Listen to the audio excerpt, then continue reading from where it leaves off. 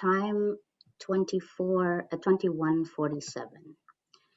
The three of them are walking along Palmera, chatting aimlessly while scanning the area to look for a safe spot to set up their instruments. This is the most fun Gumbok's new friend has had in a long time, he confesses.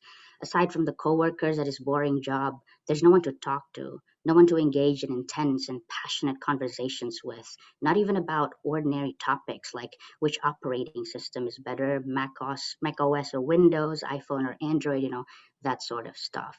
Gumbok and Yuli just stare at each other. I used to think I was different to most people, he says. I'm wired different. I tend to choose the path not taken. But then one day I realized that I'm just a cog in the machine.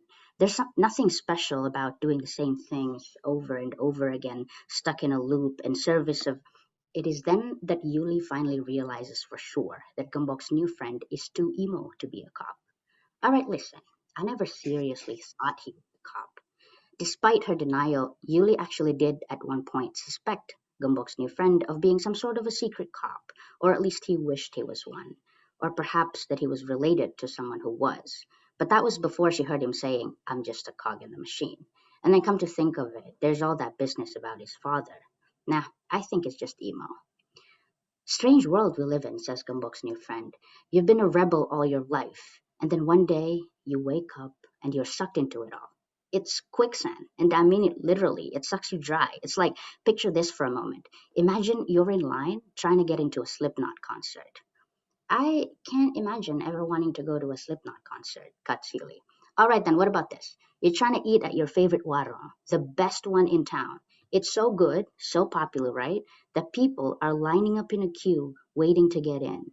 But lucky for you, you have enough money to pay people to queue for you. Do you see what's wrong here? Has anyone ever stopped to think about how everything we do revolves around money?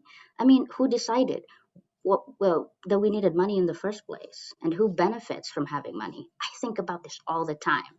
Gumbok nods. The analogy seems to make sense at first until Yuli realizes that no warung is actually even ever that crowded to begin with.